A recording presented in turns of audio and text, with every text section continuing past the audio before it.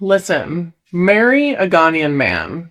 And I'm gonna tell you why. Here we go again. Do you know why? No, what is it? Because I married this guy, but I got 4 husbands. Okay, so I'm Mexican and I grew up in a loofah household.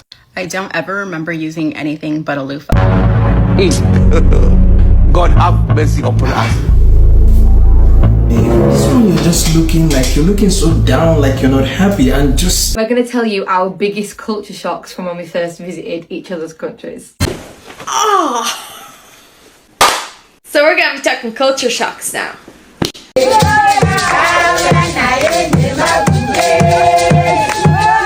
So baby, do you know what they call this money that I'm about to give you for groceries in Uganda? My money? No, they call it ezakameza. What's up, guys? Welcome back to my channel. If you're my returning viewer, thank you so much for always watching, and if you're new here, you're most welcome. So today we are again with another interesting episode of white women sharing the things that they have learned while dating black men, and this time it's more of the cultural shocks when they dated, and even maybe when they traveled or started living with these black men. It's interesting. Some of it, of course, it's funny the way they are putting it out, but if this is not your culture, you can also get to learn something. So without wasting time, let's jump into this. Don't forget to hit that like button, subscribe. God have mercy upon us. This one you're just looking like you're looking so down, like you're not happy, and just staring at the meat. I don't understand. Is the meat not good? That's the point. Like, what points? Are you quarreling with the meat or what? You see, before I got married, I could throw noodles in a pan and then add some sauce, and it would only take 5 minutes. And there, I had dinner. Okay, so? But since I got married to a Nigerian, it takes 5 hours to cook dinner for you to only eat it in 10 minutes.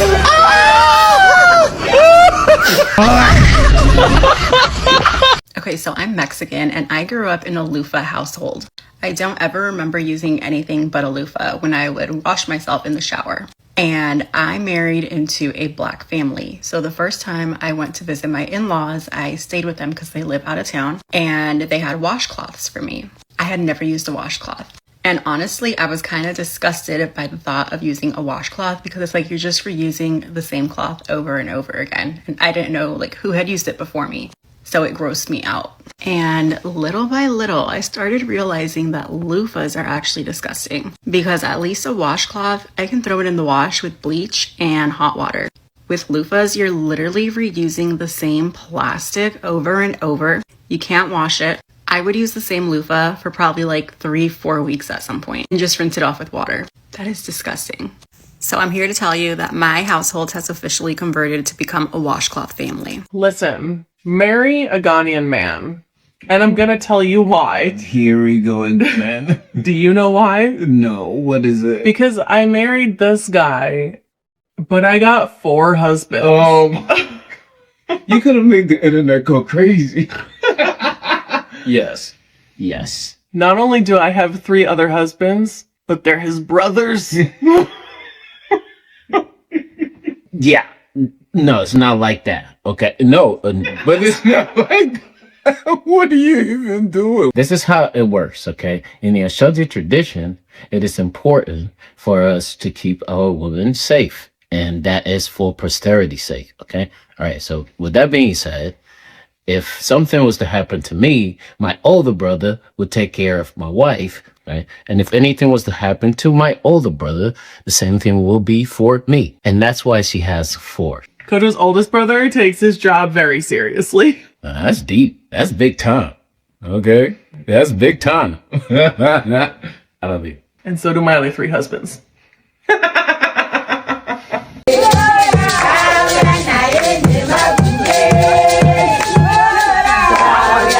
Meeting my husband's Zimbabwean family for the first time was a joyous celebration. As part of the welcome, I was hidden under a sheet before being unveiled. After my reveal, I ululated to show my excitement, and then we danced together. You'll see I'm wearing a traditional piece of cloth around my waist. This is called a Zambia. As a woman marrying into a Zimbabwean family, I am now a Morora, which is basically the new bride. As a Morora, there are some traditional duties I needed to carry out in order to show respect to my husband's family, who are now embracing me as their daughter. Some of these duties included sweeping the home as a sign to show I will look after my new in-laws. In acknowledgement of this, they gave me money. As well as sweeping the house for my in-laws, I needed to prepare a bucket of warm water with soap, body cream, and a towel for them to bathe in. This again is a gesture to show I will take care of my in-laws, as I have now become their new daughter. So, baby, do you know what they call this money that I'm about to give you for groceries in Uganda? My money? No, they call it ezakameza. What does that mean? It means like the head of the home, right? Every morning before they leave the house and when they're going to go to work, they leave money on the table. Normally before the wives wake up, they find the money on the table for the household, like for grocery for that day or to buy whatever that is needed for the home that day while the husband goes out to work. Aww. So that's why they call it ezakameza, like the money they put it on the table. Oh, on the for table. groceries. Mm-hmm. But this is $300. It's not a lot in the US economy, but at home in Uganda, right? This would be like 2 months' money. 2 months? 2 months of grocery. And in the US, or even more. In the US, this will be gone in like a week. Yeah, this is just. If it lasts. Yeah, if it lasts that long for a small family we have, this is a week's grocery money. Because we have diapers, food, gas. All that. But also, it is very easy in America. I'm not saying not easy, but likely to make this money. But in Uganda, not very many. I don't know many people that make $300 in like a day or a week. But I can make this money in a day. So I just wanted to explain you that. Here you go. Thank you. Take care of your peoples. We're going to tell you our biggest culture shocks from when we first visited each other's countries. I think my biggest one when I first arrived in Kenya was the staring and people outright shouting, Muzungu, hey Muzungu, which means white person. Now, I need to make this clear. It is 99% of the time not said in a bad way. It's literally just Kenyans pointing out there's a white person, especially in areas where there aren't many white people. So, like, whenever we went to Meru, people would stare at me. Yeah, well... Yeah. And it's because, obviously, you're one of very few. Yeah. That was a culture shock for me because everywhere I went, people were looking at me and my pasty white skin and I was like... I know, and that's the thing I think so normal and everyone would just laugh. Yeah. Laugh it off. It's not something that upsets me now. Yeah, I think at the time I was like, oh, I don't like that. But now I'm just like, whatever, it's part of culture. When you met my uncle, this one, yeah, for me was like up there because people, like, your mom expected me to call her by her name. That fully threw me and I was so uncomfortable. You wouldn't even say her name. I remember with my grandma, you just like get her attention in a different way. It's like, I'd either try and come in front of you or I'll wait and then be like, oh yeah. If my mom heard me saying Amber's mom's name, I would be like, ooh. It's not just familial, is it? No. It's like calling any elders by their first name. I know. Now it's almost like a bit more relaxed. You know. That didn't shock me because I already knew that about a lot of different African cultures. Yeah. In Kenya, if somebody is of your grandparents' generation, you also call them grandparent. Yeah. So like Ray's great uncle, his granddad's brother, who's called Peter, would call him Shusho Peter rather than Uncle Peter. Yeah. Because he's of your grandparents' generation. Exactly. My other one has got to be the roads and the craziness. I've seen motorbikes carrying sofas on the back, 3 rows of traffic when there should be just 1 lane to try and overtake each other. Matatu's going wherever. Oh my gosh, Matatu. We once got stuck in a ditch on a Matatu and everybody had to get out and try and get the Matatu out of the ditch. I know, because he was trying to escape the police from yeah, the road. He went off-roading in the first place to get away from the police. Yeah, no, then you got... Now it's so normal. Now I go to Kenya and I see these things and I'm like, yeah, whatever. No, you don't. It doesn't phase you like it did. No. Oh, it was funny when all your family came because they were like, you could see their faces like, yeah. wow, yeah. Pub culture. It's like a staple wherever you live, and everyone just goes there.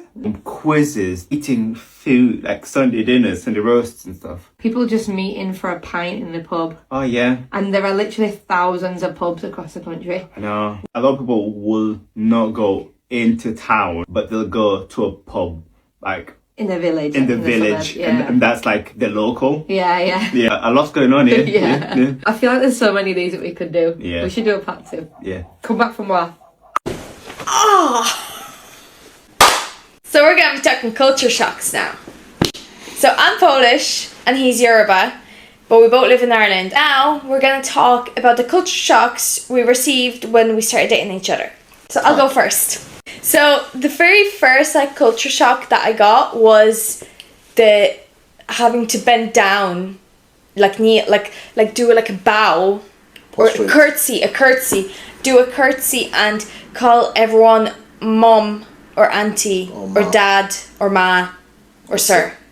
I was like, what do you mean I have to curtsy? When he told me about the curtsy first, I was like, are you like a royal family or something in Nigeria? Bagged myself a prince. You have? Yeah, I have. How can I call someone mum or mummy? I feel like that's such a treacherous word for my mother, for my mom, and now my mother-in-law.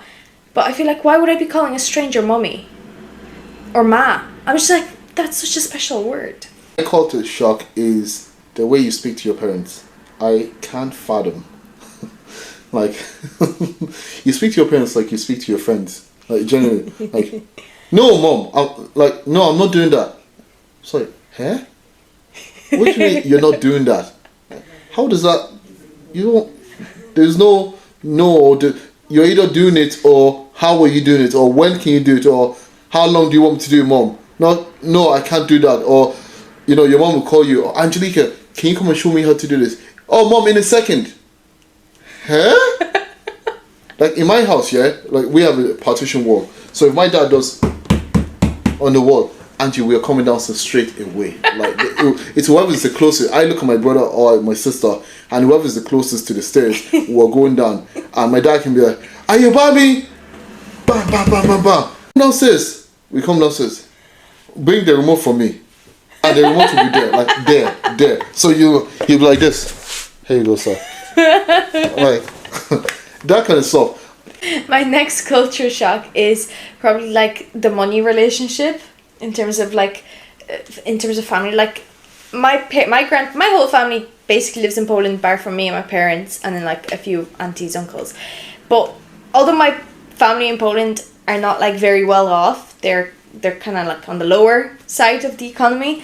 We wouldn't send them money. You're all out for yourselves. It's just not normal. If they will ask, yeah, we will lend it and they will pay us back. Or every now and again, my mum will buy my grandparents tickets to come see us in Ireland, but that's only if they're cheap and that's only if she has the money around. But she wouldn't be sending them money. Whereas in your culture, it's very common to send your parents and then your family in Nigeria money. I was just like, what do you mean you gotta send them 100? I'm like, but are they gonna pay us back? And he'd be like, no. I'd be like, right, okay. Edit. My turn. My culture shock is the conversation my wife has with her parents. So I remember in 6th class, so this is primary school, so when we're doing sex education, and we're talking about all this, growth that happens in your body for men and women, and how to practice safe sex, etc., etc. But we were told to have that conversation with our parents when we go home. I didn't feel comfortable. I don't know about other people. I'm not speaking for every other person, but in my family, but I think it's a lot of Nigerians as well, or a lot of Yorubas as well. We don't feel comfortable having that conversation. Most of us, anyways, not all, but we don't feel comfortable having that conversation with our parents, and it's just that disconnect.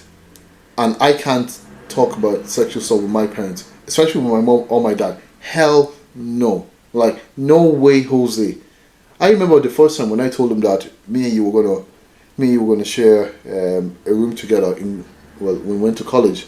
My mom said, "Huh? Go and call your father." And I kid you not, no word of lie. Like, she actually told me to tell my dad that I'm going to share a room with my girlfriend in Galway.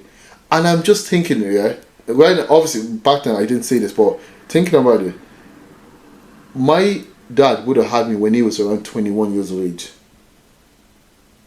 So obviously they knew what was going on. But we just couldn't have that conversation. Whereas when you have that conversation with your mom, it's just so natural. Like, your mom knows every intimate part that you've done in the past or whatever, and I just can't communicate like that with my parents. It's just like foreign to me. It's just alien to me. Like, what do you mean you're conversing with your parents about this sort of stuff? Like, is your mom not good? As like, Angie, what? Oh, like, I remember my mum once asked me if you shit. What? My mum once asked me. I don't want to hear that. I don't want to hear that. If you shit. I don't want to hear that. Huh? When was this? Just like at the very start. Why? I don't know. I think we're just talking about hairy stuff and hairy areas. See what I mean? You see what I mean? Like. Right. My turn. You can't copy. Right, so my next culture shock was the church, the religious aspect of your culture. Like, I was raised Catholic. Well, Polish people are not religious. Not to that extent, no.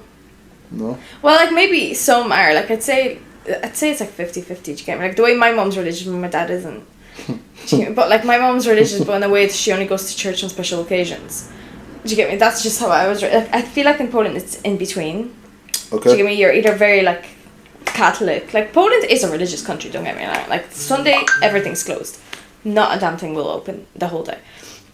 But, no, the way I was raised, anyway, it was that kind of like, oh, I'm a Catholic, but I don't go to the church kind of Catholic. So, I wasn't raised knowing a lot about that. Like, I didn't even know what Noah's Ark was. I actually don't blame you, because obviously, again, it like when we go to church when we were younger, we had children study, and we'll all go to a room together, and then we watch so many videos of Moses, of Noah, and we start learning rhymes and poems, and that's how we learn. The only religious knowledge I had was the one in school, which, you know, no one ever pays attention to. Yeah. But, and then when we started dating, we were going to church. It's because your mom wanted us to go to church, and I was just like I knew nothing. I knew zilch. Like, he was like, oh, I'm Christian, and I was like, well, I'm Catholic. He's like, okay, so, like, you're technically Christian. I was like, I have no idea what the difference is. Like, I did not know. Now? Now I know a lot more. Now I know a lot more. And it's just the fact that we had to go to church. Like, anytime my mum wanted to make plans with me on Sunday, I was like, oh, we're going to church. She's like, why are you going to church? I'm like, I don't know. It was at a point where I genuinely felt awkward telling people that I have to go to church. Because I was just so unused to it. And what do you think about it now? Like, do you like it? I like it now. It's a whole different vibe to a Catholic church. Like, I like it a lot better. Catholic church, it's short. Like, when you go to, cause for special occasions, we still kind of have to go to the Catholic church, the Polish Mass. He finds it so short. 40 minutes. If even. 40 minutes. And to me, it's like, what do you mean 2 hours? That will probably be longer anyway. And deeper yet, 40 minutes, right? Seems like, to me, it's just, 40 minutes. But these guys, as soon as the church is finished, they are running out just to get up, taking it, like, it's so long. So I can't imagine them in a Christian church, like in a... It was hard to adjust to that. Like, I dreaded going to your church at the time, because they're like, we're going to be there all day. Oh yeah, when they told you how long it was going to be. Yeah, and then the fact that you said that, like, it's technically 2 hours, but it never is. Yeah. But then now, like... Now I'm used to it. It does fly by. Yeah. Yeah. Your turn. Okay. Any more culture shocks? A culture shock would be... okay. A culture shock would be the food. That's... There's a reason why a lot of Polish people or a lot of Eastern Europeans, I would say, it might hurt. Sorry, a lot of culture shock. Sorry, start again.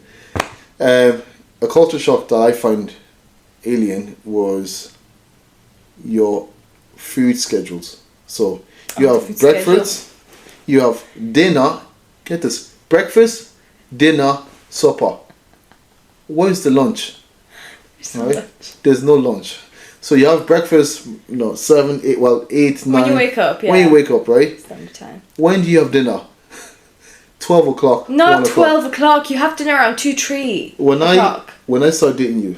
It was never 12 o'clock. Mama. It was never 12 o'clock. It was at 2 o'clock. Now it's later because my mom started working, so now she makes it at 4. When I started dating you, your mom made food 1 o'clock. 1 o'clock earliest, not 12. Will I call her? Never 12. Yeah, she will tell you. It was never 12 o'clock. It was. Don't call her. It was never 12 o'clock. It was 1 o'clock at the latest. 1 o'clock at the latest. Fine. Anyways, they have breakfast, they have dinner, and then they have supper. Supper is like 6 o'clock. 7. Supper is like basically your lunch, but before bed.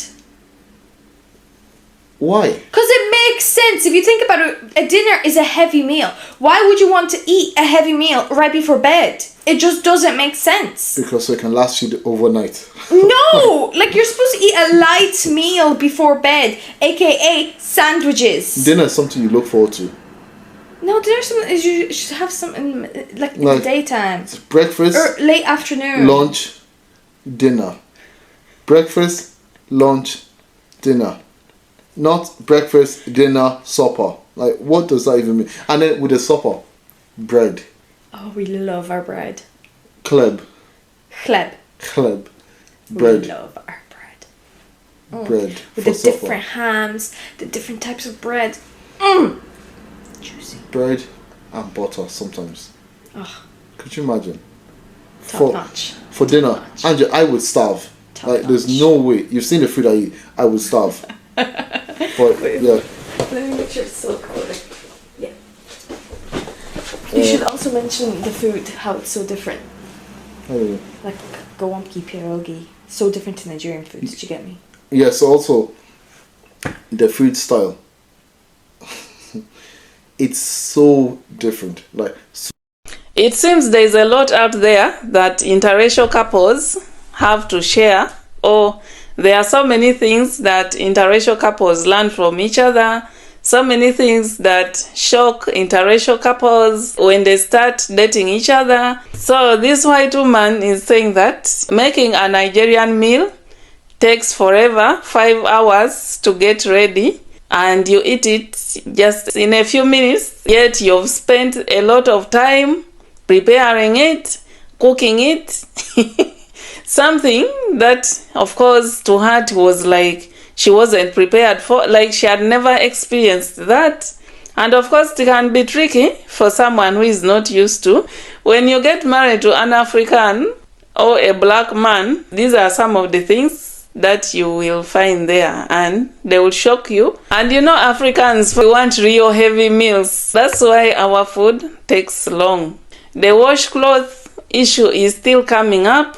Anyway, that is that woman's experience. She had never used the washcloth before, and because of the relationship that she got in, she came across that, and she had to learn to use it. Interracial relationships or marriages are so interesting. So someone is sharing there about how when you get married in an African family where there are some brothers within the family that you've gotten married to, it means that those brothers-in-law of yours also act like your husbands. Yes, this is part of just the culture. It's not really like they are intimate with you, but it's just like my brother's wife is my wife, so I have responsibility over her. During those days, before these diseases came, the deadly diseases came, people used to take over or inherit their brothers' wives or properties, including the wife and the children, and they could get married to them and have kids with them. yeah, they are for the family, and that is how they protected their wealth. That is how also they kept on their lineages going, so that an outsider doesn't intrude. And also that brings me to this another cultural shock, where a woman was sharing that when you get married to an African man or a black man, my husband's father becomes my father. Automatically, my husband's mother becomes my mother. There is no negotiation there. You have to call her also your mother or mommy, and then whoever he calls, like uncle, also you call that person uncle. The grandies, they also automatically become your grandies. Another one talked of staring at a white person or someone of a different color or a foreigner is just normal back in Africa. They will be saying, Muzungu, that is a Muzungu, yes, that is a white person. It is not an abuse. It's just a word to say, yeah, he's a white person. Also, some countries have their own names for a white person, but this Muzungu is mostly used by the East African countries, especially in Uganda and Kenya. That is the prominent name. Like she said, it doesn't imply anything bad. So staring is normal, just the same way as also when black people or African people visit or go to European countries.